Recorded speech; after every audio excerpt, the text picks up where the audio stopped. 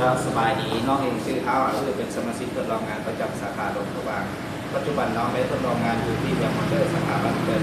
เมื่อนี้น้องจะมารู้ที่เกี่ยวกับการนำเสนอขายรถใหม่อยู่หน้าห้างนะครับซึ่งตอนการนำเสนอขายรถใหม่มันก็คล้ายๆกับรถมือสองแต่เงื่อนไขการจัดพรมันจะแตกต่างกันนั่นเองนะครับซึ่งรายละเอียดเป็นอะไรติดตามชมได้เลยนะครับก็สบายดีได้ต้องการรถรุ่นไหนนะครับ โดยเรียกเป็นรถเบรกค่ะ รถเบฟเนาะเขาจะมีคันสีฟ้าแล้วก็มีตัวสีแดงนี่ก็จะ คันนี้ราคาให้ อันนี้เนาะราคา11 ล้านนะจ๊ะเป็นรถเบฟ2017คือล่าสุด ได้ก่อน ใส่พอไหนขั้นต่ำใน15%จ้ะ เราต้องเบียร์ขึ้นให้ ถ้าจ่ายก่อน15%เนาะจ่ายก่อน15%ก็เบี้ยถึงอยู่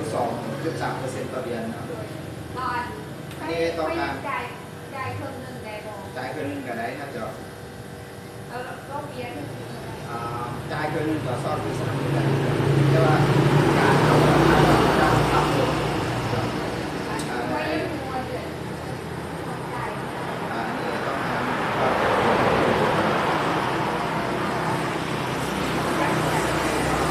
มี6-8 เดือนนะครับบางวันไม่ เ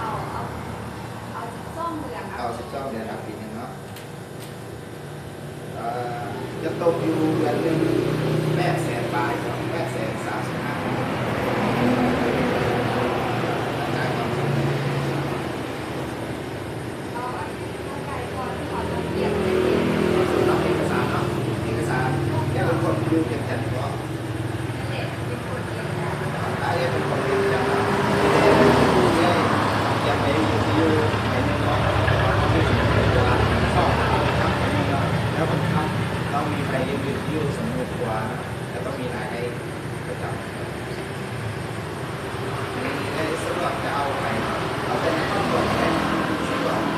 โดยเอาแม่ทำเป็น เอาแม่เจ้าเป็นอายุเท่าไหร่เนาะ เป็นอายุตั้งใจ ได้อยู่มันถ้ามีรายได้ประจำ ทานได้ รายได้เป็นประมาณเท่าไหร่ต่อเดือน รายได้เป็นประมาณเดือน2 ล้านบาท 2 ล้านเนาะนี่ต้องลงเอาหรือว่า โดยที่เอามา แล้วสะดวกให้ของเราไม่ออกไม่เก็บสัญญาณมาแล้วเรา เอาเป็นซื้อในโรง คือสะดวกครับผม ขึ้นประมาณ10 โมง 10 โมงอ่ะซื้อเป็นโมงเลยก็ โดยใน